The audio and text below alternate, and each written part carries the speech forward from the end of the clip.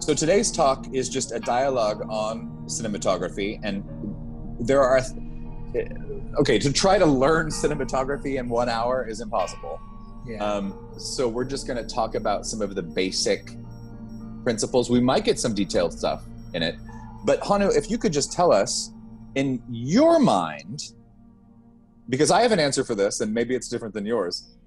Well, first, actually, are you a cinematographer? Or are you a director of photography? That's a great question. I guess I would say, first off, please let me know. If you guys can't hear me, just let me know.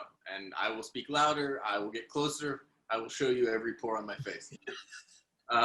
Hey, I got to laugh. That means maybe people can't hear me. Okay, so that's a great question. I don't have many cinematographers that I look up to, but there are one or two. One of them is Vittorio Storaro. He shot Apocalypse Now, among many other films, and I got to hear him speak, and he was actually really adamant about it. I'm not going to spend this whole time talking about other cinematographers, I promise, but here we go.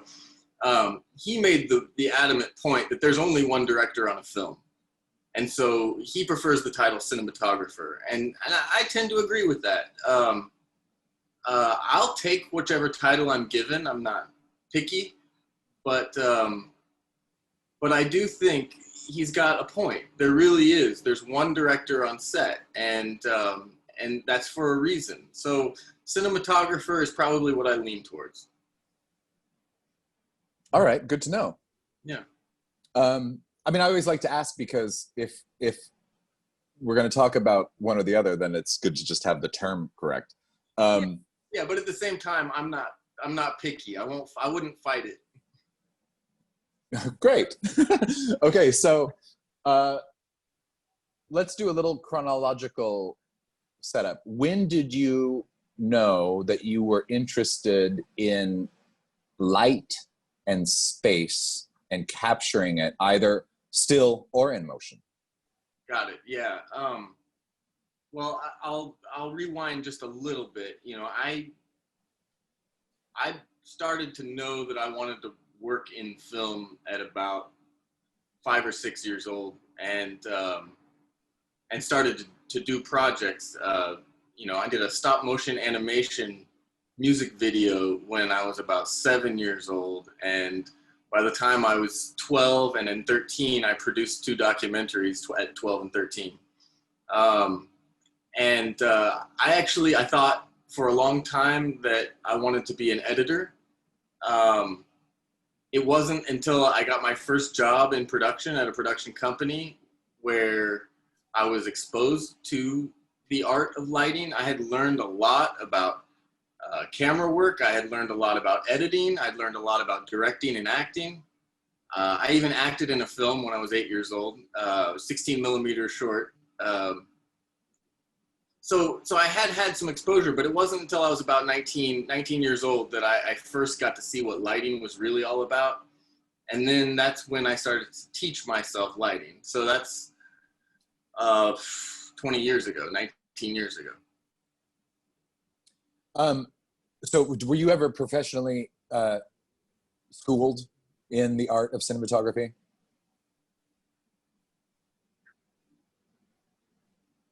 I unfortunately dropped out a little bit. Say that one more time. Were you professionally schooled? Like, did you go and get a degree in cinematography? No, I did not. No, I was lucky enough to have a father who was an independent filmmaker, and I learned a lot from him. And then I was able to parlay that knowledge and experience into an entry-level position in the field, but I never went to school for it. I actually studied, continuing education for me was actually aviation. So I became a private pilot, and then instrument rating, and then started working on the commercial pilot's license, at which point I decided that I wanted to do something more creative, went back to my love of production, found a job, and I've been working in production ever since. I went freelance in 2006, so I've been self-employed since 2006. Cool. Yeah. I mean, I've told people before, I learned more about how to be a director on the very first day of directing my first film, Pep Squad, than I had in any of those years at CalArts or prior. Yeah. Yeah, and it's something that experience teaches you more than anything else. Yeah. Were you ever inspired by, like when you started doing it, was it just because that was around you, your dad was doing it and things were taking shape in that way? Or were you like watching a movie and say, God, that looks great?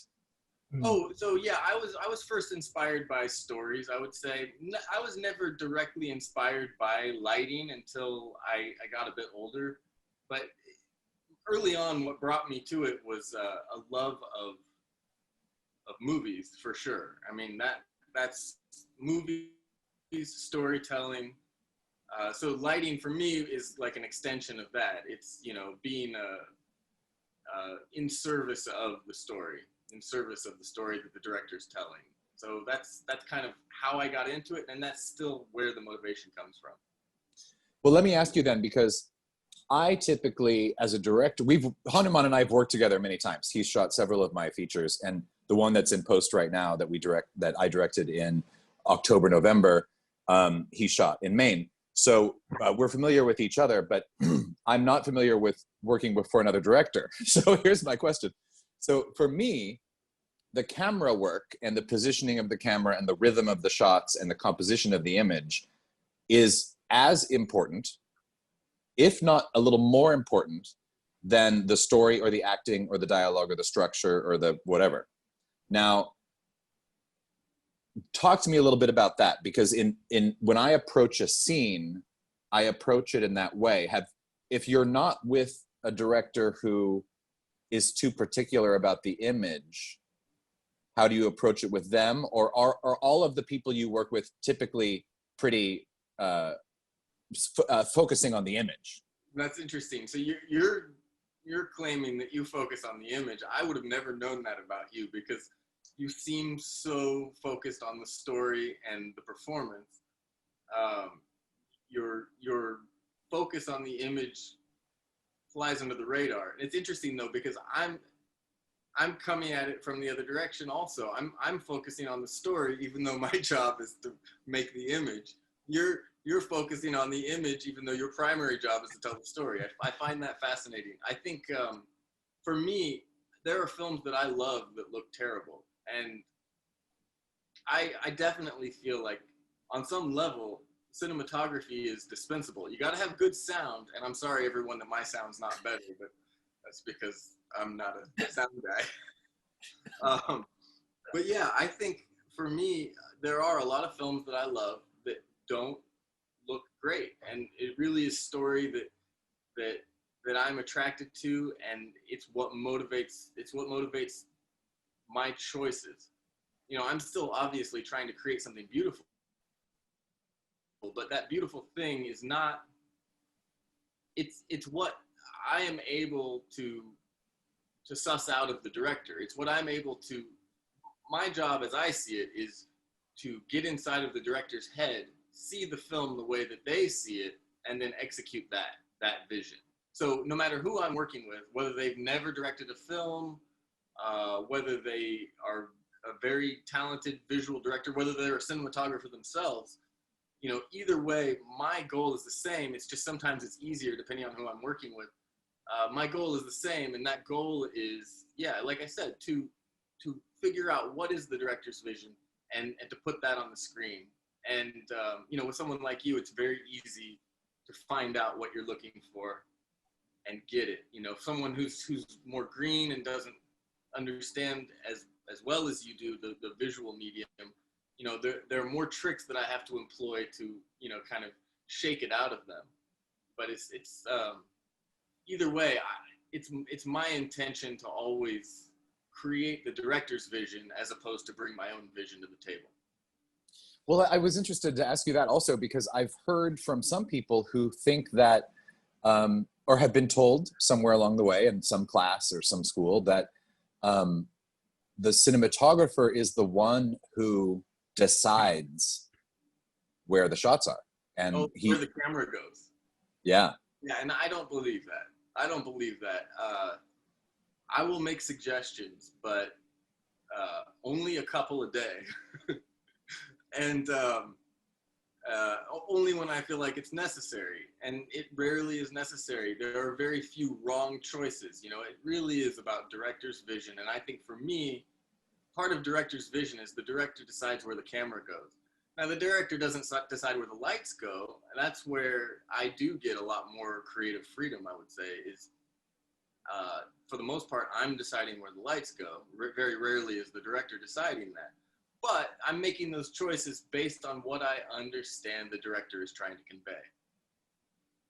Totally. And to go back to a point you just made a little bit ago about visuals versus sound, we've touched upon it a couple of times in some previous dialogues with people. But if the sound is inferior, you lose the audience because they just can't make it. It could look pristine, right? And if it doesn't sound perfect, it's not right. And if you look at something like Blair Witch or Inland Empire, you know, the Lynch movie, I mean, what I look at them is that's just the canvas and the choice of painting material, right? So if I handed you a high 8 video camera or an 8mm cassette taped video camera, and we went out to go shoot a movie, you would still treat it the same way that you would treat shooting any other movie. It would just be that the medium of it or the texture of what we're working with, the canvas, is different. Absolutely. I agree completely. And to that end, I'm way more concerned about what lighting and lighting control tools that I have than I am about what camera I have. You're right. I mean, the camera provides the texture, it provides the parameters of capturing the image, but as long as you're in tune with what camera you're using, then that will indicate, how you will light a scene, how you will control the light. I mean, certainly, better, newer cameras make that job easier for sure. But yeah, for me, the art of it, the creativity comes from lighting design as opposed to the capture medium. Yeah. Cool. Okay, tell us what this next section, I don't know how to approach it exactly, but it's about the other day I had a consulting client email me and ask me the question. It was a very interesting question. The question was simply, I would like to buy a camera to really give it that cinematic look. Which is the camera? Some people say Blackmagic, some people say Red, some people say whatever. And I responded to him and I said, it's not the camera that makes it. It's the person operating the camera who knows how to use the camera, who's making it. But then talk to me also a little bit about the acceptable cameras. If you were to deliver a project to, say, Netflix or Showtime or HBO, there is isn't there something like this? There's a list of approved cameras? There is, but it's a questionable list. I mean, certainly Netflix, if Martin Scorsese decided to shoot with a camera that wasn't on Netflix approved list, I'm pretty sure he could get away with it. I mean, I don't think that, even though there is an approved list, basically what that list comes down to is they want you to shoot 4K resolution, and that is kind of a common standard at this point. But even then, a lot of cameras don't shoot that resolution and still, are winning Oscars. So it's very hard to say that there are really any hard, fast standards. I mean, I would generally agree with what you're saying. That it's about the person using it more than it is the device itself. I always crassly say that the best camera is the camera that the producer or the client is willing to pay you for.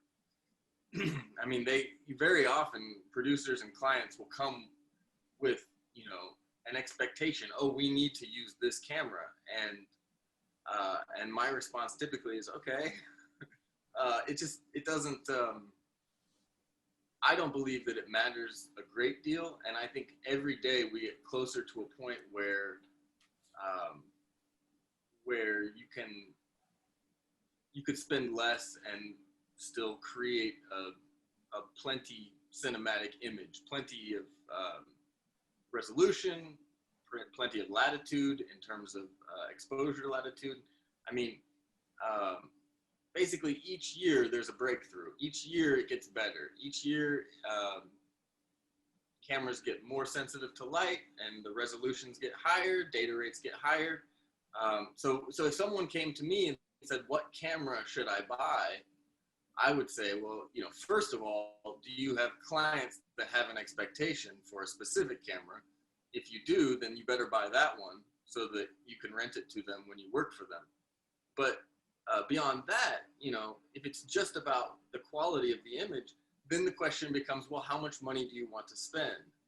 And whether they want to spend $1,000 or $100,000, there are options in those categories, and they're all quite a bit closer in quality than they should be based on that range of price. I think one thing I would suggest to people is to think a little bit more about your lens choice than you do about your camera choice, because lenses offer quite a bit of creative impression. If you buy a camera that allows you to change the lenses, then you can shoot different projects with different lenses, get different looks out of one single camera. Well, and that's a good point that you brought up the lenses, because did we shoot that music video on anamorphic lenses? Yeah, even though the aspect ratio is 4:3, and anamorphic is ultra widescreen 2.35 to 1, we took a center crop of the anamorphic lenses just because they have such a soft, dreamy kind of look to them. And we weren't even, the big thing with anamorphic lenses are those very noticeable blue horizontal flares. We had none of that. So really the only reason we were using the anamorphics was just to get that softness and that kind of painterly look that they offer. But yeah, I mean, really, I think it's great when you can afford to choose the lenses based on the project. Describe to us, and just if we have no knowledge whatsoever, of the kinds of lenses and maybe ones that you've used that surprised you, or ones that people could readily afford and get that they might not know are good lenses, or something like that. Just the basic types. Yeah, absolutely. I mean, the way to start is to say there are two types. There are spherical lenses and anamorphic lenses.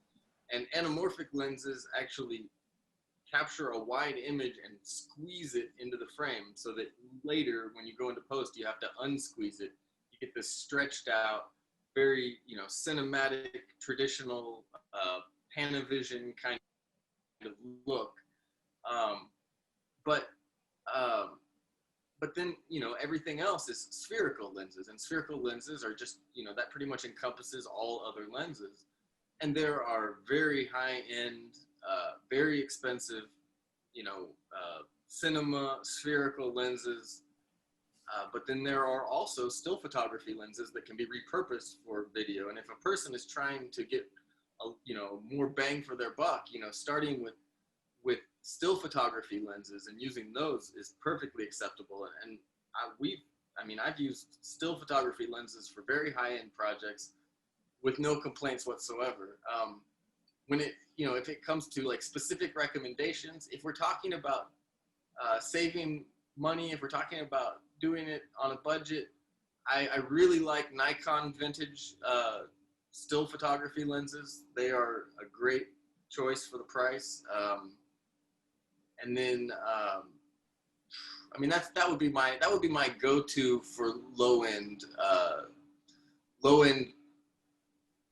purchases. But obviously you can spend any amount.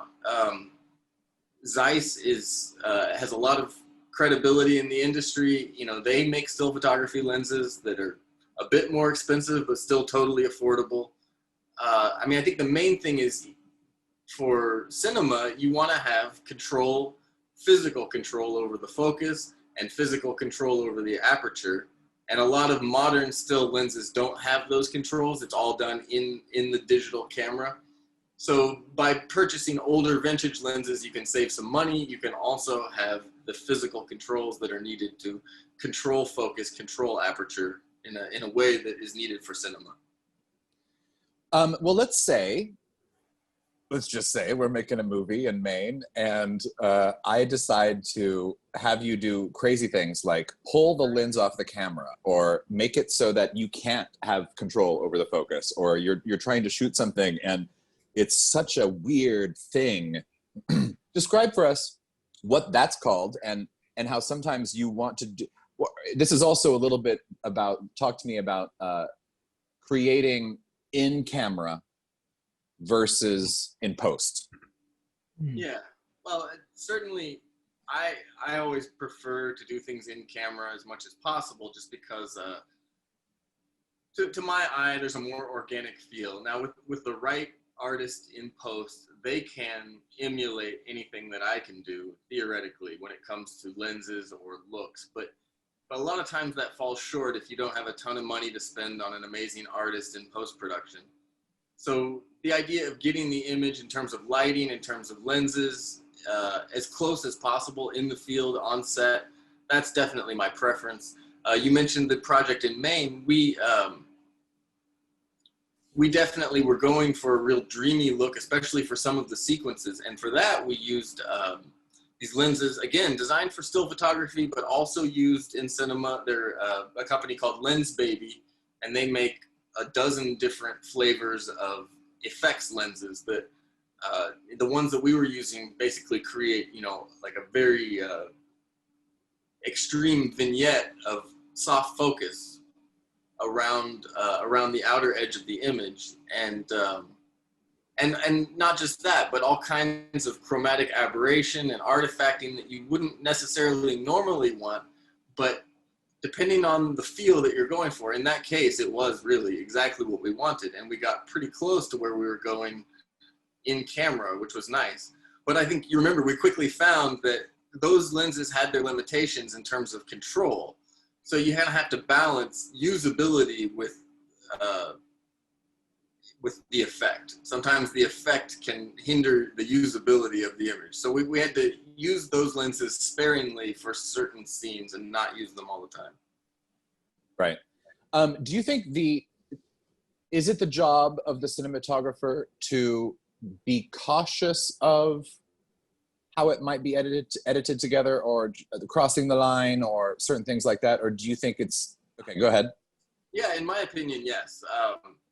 I think part of the cinematographer's job is to have the director's back, to double check the director. In a 2-week or a 3-week shoot, at some point, even the greatest director might get confused about camera placement. And so I think it is always important to have a second set of eyes, making sure that the shots really are going to cut together. And especially, working with newer directors, it's very important. Sometimes you have to educate a newer director about why it won't work to put the camera in a certain place. And the best example is two people talking to each other. You need one of the people to look one direction and the other person to look the other direction, so that when you watch the scene, we understand one person is looking at the other person. If you get that wrong, you put the camera in the wrong place, you got both actors looking at the same direction, the effect will be, it will look like one of them is looking at the back of the other one's head. It'll look like they're sitting tandem. So yeah, just by simple camera placement, it's camera placement that allows the audience to understand the geography of the scene. And the whole point of that is just so that they can stop thinking and enjoy the story. And if camera placement is not perfect, then it becomes a distraction. And so yes, to me, I don't know how anyone works as a cinematographer without having a background in editing, because I am constantly imagining the edit to make sure that each shot will cut together. And that's one of the places where I have some real input. The director will decide where the camera goes, but the director decides broadly, and then the cinematographer has the ability to test within that 1 square foot, I can move 6 inches to the right, 6 inches to the left, up, down, and I can find that perfect frame that will cut perfectly with the previous frame. And, you know, meanwhile, the director can direct while I'm doing that. Cool. What's your favorite accessory? Steadicam, dolly, handheld, tripod, crane, jib, bib things, like all of them. What's your favorite to play with? Or what are your least favorites? Favorite to play with is a good way to say it. I mean, it is fun to play with toys, but again, I mean, I sound like a broken record. For me, it really is all about the director's vision. I mean, I've done films that were entirely handheld because that was the aesthetic that we were going for. And so on that film, my favorite thing was a handheld rig that, you know, kept the camera balanced on my shoulder. I always go back to, you know, what are we trying to accomplish? It's fun to play with toys. Toys are fun, but I don't get caught up in that at all, really. I'm always thinking about what we're trying to accomplish as opposed to what flashy shots we can get. Thank you for saying that, because sometimes I can tell when someone has just purchased a new crane, you know, because it's like in every single scene. Right, exactly, yeah. The other thing is, and tell me your stance on rhythm of shots, or the importance of a close-up, the importance of a wide shot, when you could do with one or without the other, things like that. Yeah, that's harder to answer, just because I do feel like it's more the territory of the director. I think it's really about, again, understanding where is the director coming from, what exactly what kind of story are they trying to tell, and how to best tell it. I mean, I love close-ups. I think as a movie watcher, you know, you can fast forward through a Steven Spielberg movie and you will see that it's 95% close-ups of faces, and the other 5% is establishing shots and master shots and whatever. But to me, you know, the medium of telling stories visually, we understand stories by the way that the actors react to the events, as opposed to seeing the events. You know, we don't need to see somebody die. We need to see the person who loves them reacting to them dying. And that's in a close-up. So for me, the close-up, yes. I mean, the close-up is kind of the bread and butter of movies, because it's where we find out what's really going on. Yeah, I'm glad you said that, because also there is something about, maybe it was Karen Black. Somebody told me. She's always the one who I go to. She's the one, whether she said it or not. It's all in the eyes. And if you can't see the person's eyes, you know, if you're too far, if the shot's way back here, the emotional reading on my face is totally different than when I'm like this. Yeah, you just illustrated it. Absolutely. That's right. And I've seen some early filmmakers, you know, in their first, second, or third films, have a really important scene that's like in a wide shot, and I can't see. Are they crying? It sounds like they're crying, but I can't see them. They're only this big. Yeah. Yeah, it's a radical choice to play out a scene in a wide, and sometimes it works great. It really depends a lot on the scene, of course, but generally speaking, yeah. I mean, movies, I think any movies, if you really start analyzing them, you'll find that movies are mostly close-ups, because that's where we really learn what's happening and what's happening to the characters. Tell us, without naming names, and it could be stories about other people that you've heard of, you know, like other cinematographers or other camera people or other just crew or actors that have been on film sets. Compare the different kinds of film sets you've been on, you know, the sizes, whether it's from, you know, how many, the smallest one, the biggest one, the smallest budget, the biggest budget, the nicest or the meanest? You know, give us some flavor of your working experience for the past years and years of what it's like in the world out there and the variety that actually exists. Yeah. Well, I mean, one thing that came to mind immediately is just how things have changed over the last, my first feature I shot in 2005, so that's 15 years. So in the last 15 years, a lot has changed from my perspective, especially in the indie film world, but also on the commercial side. As cameras have gotten more sensitive to light, lighting budgets have been reduced, and along with that, crew budgets have been reduced. So when I got started, I mean, the first feature I did, we shot principal for something like 35 days, and we had a huge crew and tons of equipment, massive setups, all stuff that we could do with today's technology for quite a bit less and quite a bit more simply. That doesn't necessarily mean it's always that way. Just before everything shut down, I was doing a job, just some really tiny web-based commercial work where we had a massive crew. You know, I had five people in lighting, 5 people in grip. So I had a team of 10 just working on grip and lighting, plus another 3 on the camera department, and so on and so forth. I mean, and that was overkill, but it just kind of depends, I think, on, I mean, budget obviously is a huge factor, but I would say on the low budget side for indie films, it's possible to do more with less more than ever, and it can be done that way.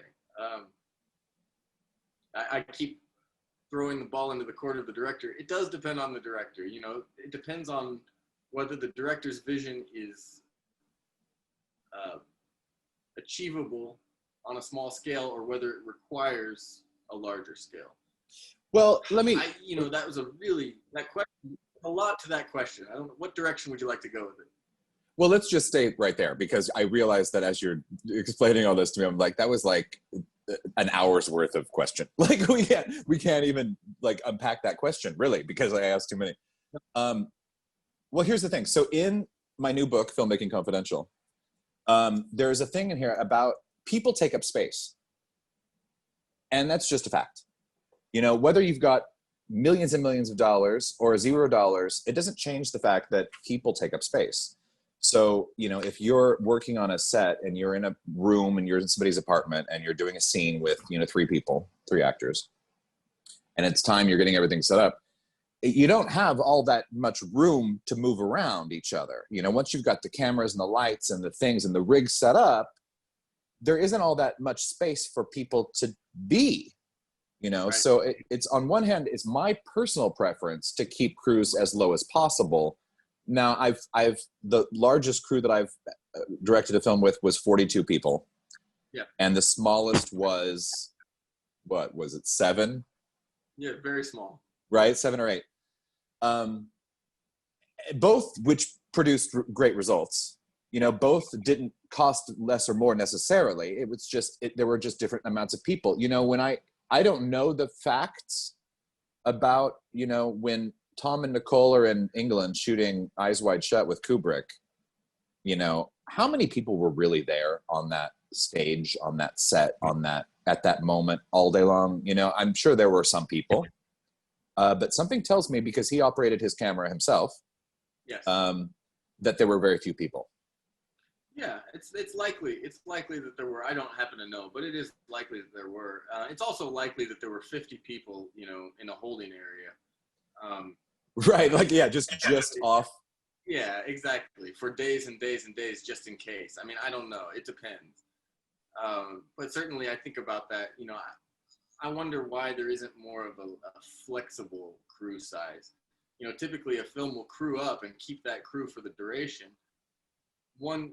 I think one trick on low budget films is to have a flexible crew, to have a core crew, and then to bring in extra day players on the bigger days. And it seems like it's rare that that's actually done in my experience, but it seems like it's a good way to save money, and yeah, a good way to take up less space, like you said. And of course, you know, now we live in a different world, and that's going to have an impact on what you're talking about. You know, on larger films, they're working with zones and, you know, certain areas, and you have to be cleared to be in that particular zone. And so I think, you know, even if everything goes back to normal, I think that will influence how we do things going forward, and we will see, you know, less people actually on the set when the talent is on set, regardless of how many people are actually working on the film. Yeah, I see that totally. Also, with the idea of having sort of people on standby, or, I mean, for instance, if we were going to do a heavy day with Steadicam, like it might even behoove you when you're scheduling your movie to do Steadicam that week. So you have your operator or your equipment for that week, and then you don't have this person standing around for 3 weeks, you know, to do it on and off. You know, you sort of just like can combine it, much like you would if you were scheduling to shoot in different locations. You know, you might think, well, we really don't need 40 people on the crew every day, but we do on these 4 days. Right, exactly. Yeah, and that's, it also depends, I think, on duration. You know, if you're going to do a 1-day shoot, you can get a lot of work out of a few people. But if you're looking at working for 6 months, then in order to keep everyone well rested, having a larger crew and more division of labor really does help with that. So that, you know, so that the director and the cinematographer can show up, do their work, and leave, and the other crew can do their part. That allows for a little bit more longevity, a little bit more, that's a fine word. There's a better one, but I'm not thinking of it. Well, no problem. Okay, so you know this, and Doug, who is watching us, can attest to this. The way I schedule, promise typically to never exceed shooting 12 hours. Yes. in a work day. Yeah. And I have, maybe with the exception of once we went 12 and a half, I don't know when that would have been. I mean, maybe, but I was going to say, well, I know since 2006, I've never exceeded a 12-hour workday. And whether you were the DP on that film or not, what is the longest workday you ever filmed for someone? I mean, okay, yes. I'll start by saying, yeah, in my experience with you, I believe we've shot 3 feature films together and a handful of music videos, and we've never gone past 12. But the thing is, we usually don't go past 10 or 10 and a half. Yeah. And that makes you, you know, a unicorn. 12 and a half is typical. 12 and a half is typical. They want to squeeze every drop out without going past that mark. But I've done long days. I mean, on my first feature, I think day 2 was 18.5, 19 hours. Yeah, with a, you know, 7-hour turnaround or something. And the issue there is that it's just not safe. I mean, yeah, it's all fine and great to, you know, explore and create your vision to the fullest, but not when it risks people's lives driving home. You know, I think that's what it really comes down to. But the other thing is, it's so important to be aware, and a lot of directors, maybe cinematographers, aren't aware of what it's like for the crew, what their experience is. And it's so important, you know, when you're managing a team, it's important to be able to empathize with them and understand what they are facing, what they are going through. And so, yeah, so for me, an 18.5, 19-hour day, it actually isn't so bad because I'm so into it. But I know the people that I'm working with are not into it. and that should be respected. So yeah, I think out of respect for the people who are helping you make it possible, and then out of just general safety concerns, I don't think that's the right thing to do. Yeah, I'm glad you said that, because I think there are some people who like it because they're getting overtime, they're getting, you know, all these other benefits, and maybe they don't mind having such low sleep. But I think safety is a big concern, and I think even if you want to make more money and you're doing overtime or you're doing whatever, you'll probably hurt somebody or hurt yourself. Yeah. And then it's no good. Yeah. I have, you know, take care of your people, let them sleep well, let them eat well. And then you make the best. You know, I feel like sometimes our 10-hour workday is like other people's 14-hour workdays. Well, yes, there is that case to be made for diminishing returns, where you're extremely productive for the first 10 or 12 hours, but then after that, how productive are you really when you're that exhausted? And so, yeah, I wonder, you know, if it's possible maybe to actually be more productive by getting a great night's sleep, working for a reasonable amount of time, and then going home and doing it all over again, as opposed to just constantly burning out. I would say, yeah, I mean, with every feature that I've done, I've learned more and more tricks to get more rest, stay more well rested. And really, in general, I think one of the things that people can do to help their work is focus on self-care, focus on making sure that you're well rested, well fed. And then when you are at work, you're able to deliver in a more meaningful way. Yeah, I'm glad you said that. My mentor, Eric Sherman, who passed away last year, said to me that your health leading up to a film shoot is really important. And that really you should, it's a little bit like, you know, you're a boot camp and you're going to go to war. It's like you need to really take that month before you're shooting to make sure that you have slept well, you've eaten well, you've exercised, you're sort of in a physical, mental conditioning, so that when you get to the shoot, it's smooth. You know, often how many people do you know who after their movie or their shoot, everybody gets sick? And it's like they're... Yeah, I've seen that many times. Absolutely. Yeah, it happens a lot. Yeah, people just run themselves ragged, and then they need another month to recover. Yeah, for sure. I want to open it up to a Q&A for our last minutes with Hanuman Brown Eagle, master cinematographer. First, I want to, Doug, yeah, please. I would love to know, how do you like working or not working with storyboards? Because you haven't mentioned that, and I think that's a fascinating thing for a director and a cinematographer too. So what's your take on that? Is it a positive? Is it a negative? Yeah, that's a great question. There are pros and cons. I think that it works both ways. I think when I got started earlier on, not having storyboards made me extremely nervous. There's two ways from a technical standpoint. There's kind of two different ways that I'll approach a project. One is either I will have a kit, a set of equipment that will serve me in any situation, and the other way to work is to know exactly what each shot is going to be via storyboards and location scouts, and then to have very specific tools for those specific shots. And as far as which one yields a better result, when it comes to your typical small film, I'm not sure. Now, when it comes to bigger films or bigger scenes, certainly on a larger, more complex scene, storyboards are great for being able to understand exactly what's trying to be accomplished, so that when you get there, you're not missing some important tool that you need. But then on the creative side, it's hard to say. So when I'm working with storyboards, it gives me more time to think about how am I going to light the scene. I can develop lighting design based on the storyboards, and then I can sleep on it, and I'll wake up the next day and I'll say, oh no, that's all wrong, and I'll do it all over again. And then we get to set, and then I've already thought about it a few times. I've come up with what works and what doesn't in my head. I get there, and then I can execute what I've come up with.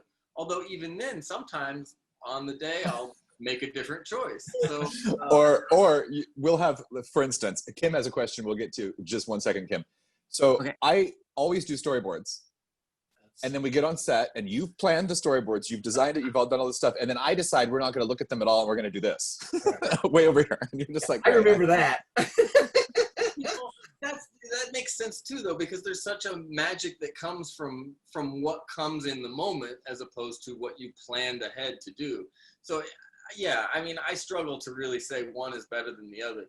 But certainly, you know, when you're blowing up a car and you've got the fire department there and, you know, all of these different elements, it's nice to walk into that knowing where's the camera going to go and where am I going to put my lights, certainly, because, yeah, I would just say the more complex it gets, the more necessary storyboards become. Yeah. Cool. Kim, what's your question? Oh, okay. My question to Hanuman. Sorry, I came in a little bit late.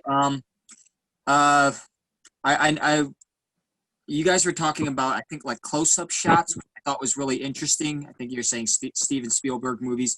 I guess my question is, you know, when I've watched a lot of older movies, they're obviously shot in a 1.33:1 versus, you know, today's movies, which are widescreen. But my question about the close-up is, do you feel like, I don't know, I feel like those older movies, I see more of their eyes or their close-ups because of the aspect ratio. Do you have a preference of the aspect ratio, or do you think there's one that's better or worse when you do eye shots or close-up shots?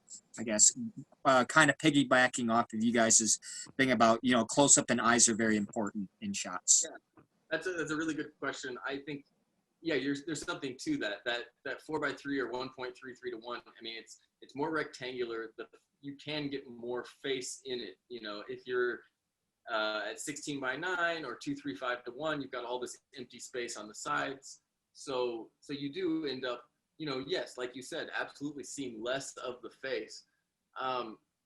For me, I think you can still get close enough with any aspect ratio, but I know what you mean. And especially if you couple that with these older films that you mentioned, not only are they in this aspect ratio that serves the more of the portrait style, but also great care was taken in those films with the portraits. You know, typically we'll light a scene and shoot it and not take a lot of effort with the close-up to necessarily make it different than the wide shot.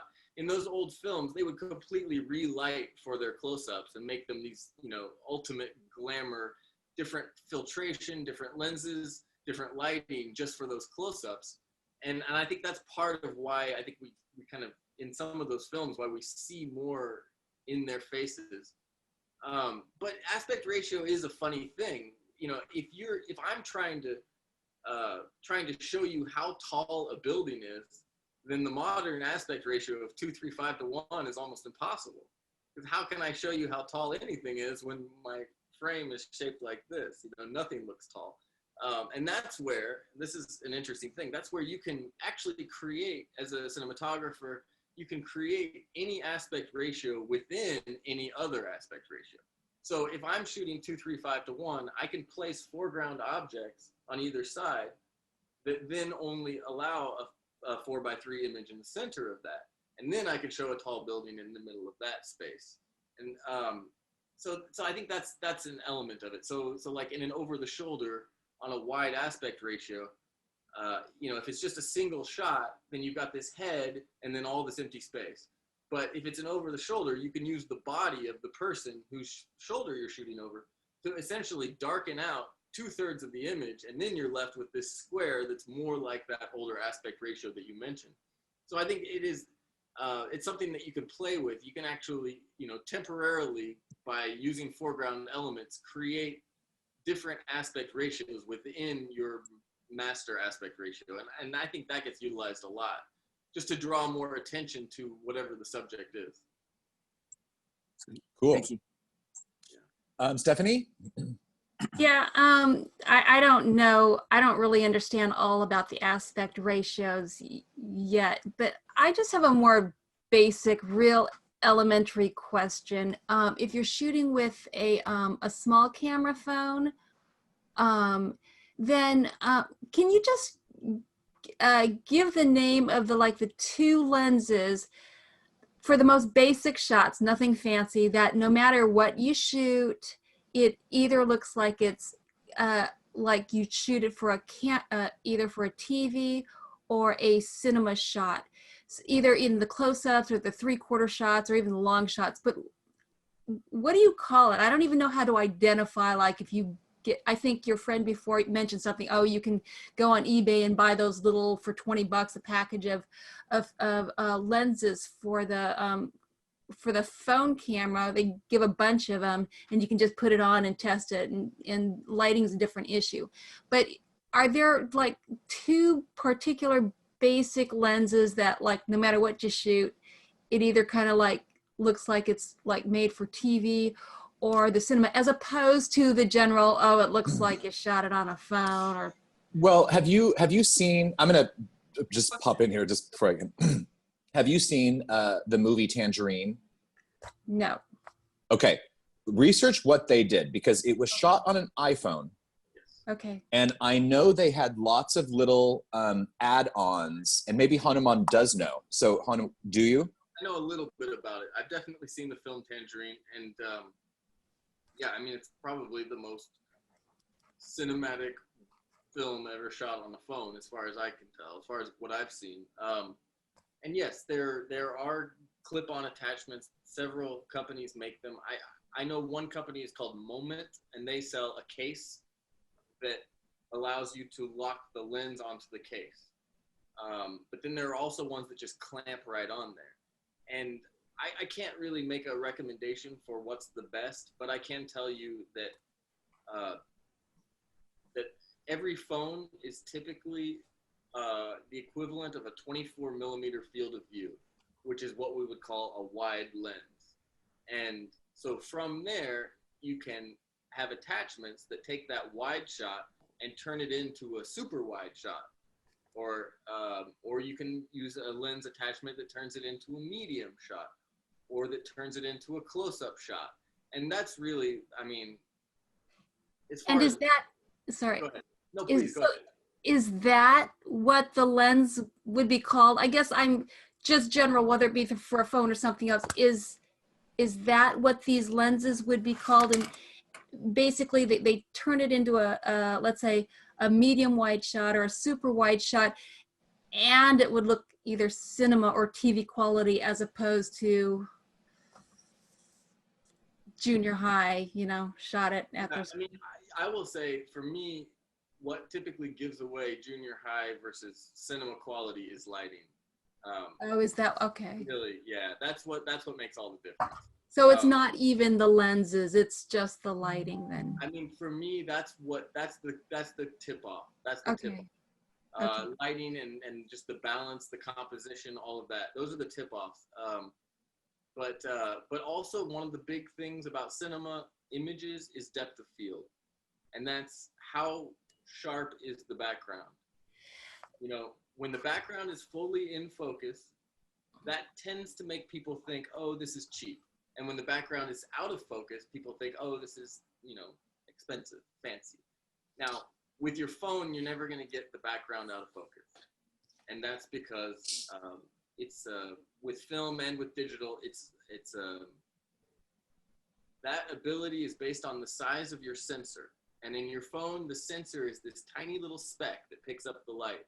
And in a digital SLR camera, your sensor is a giant rectangle. And so the bigger the size of the sensor, the more you're able to get the background out of focus. Yeah, but really, in terms of cinematic language, believe it or not, yeah, you can really think in terms of wide, medium, close-up. Those are the three kinds of shots. And there are, super wide or extreme close-up, but really wide, medium, close-up. Those are the tools you're using to tell the story. And even though the lenses are wide, medium, and close-up, that doesn't necessarily mean that the shots are.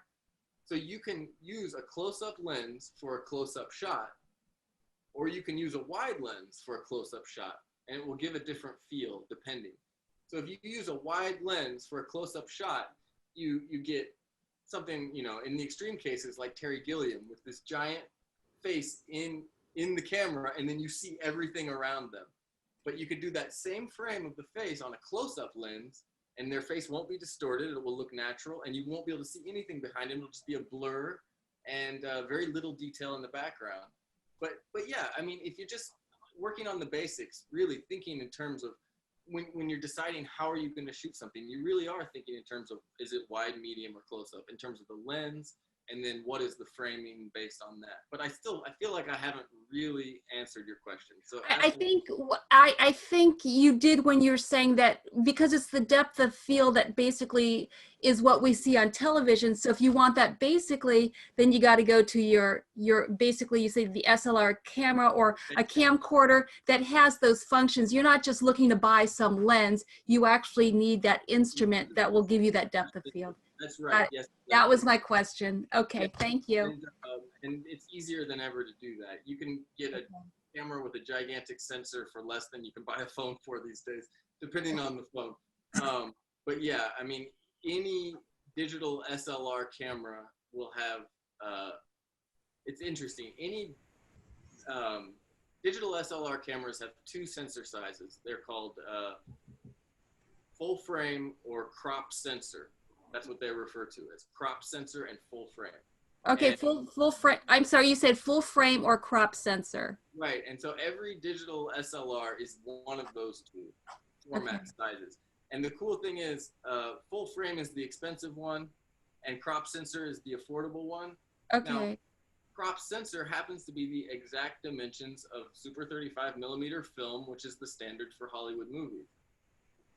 Full frame is more akin to 65mm film, which is rarely used and kind of a specialty thing. Okay. So that works in your favor. You can get a crop sensor digital SLR for probably at this point $400 to start, $400 to $500, and it will give you the ability to create that depth of field. I will add to that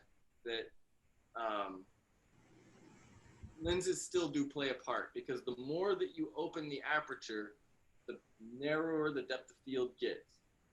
So you need what's called a fast lens or a faster lens to get more of that soft background.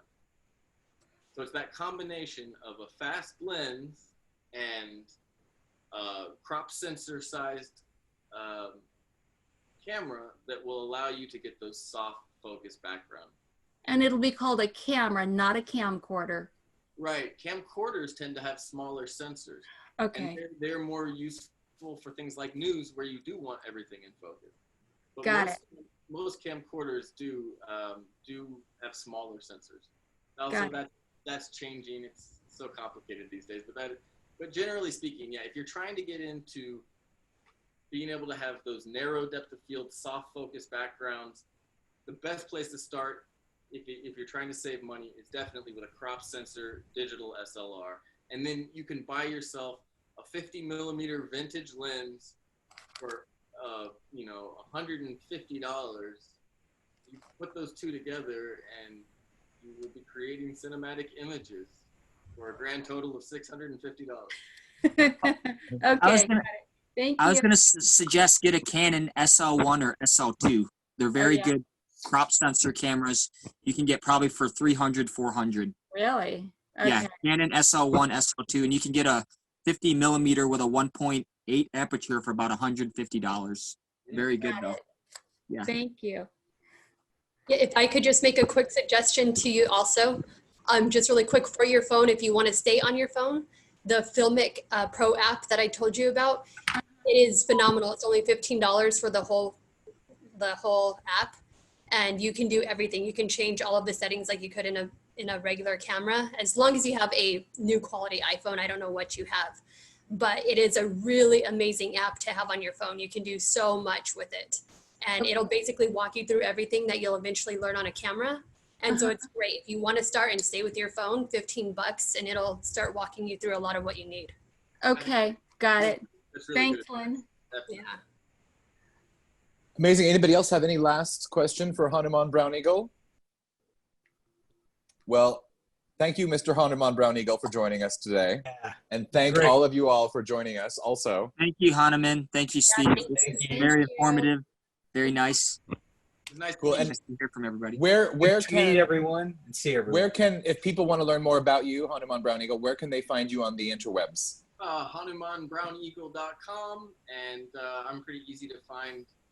You can Google me and it'll all pop up. Are you on LinkedIn? I am, but I'm a little lazy on LinkedIn. You're a little, okay. Amazing. Well, thank you all. Have a great rest of your weekend. Thank you. Awesome job. Bye. And we will Yes, talk to you all great job. soon. Everyone have a great weekend. You too. All right. Bye. Bye-bye. Bye.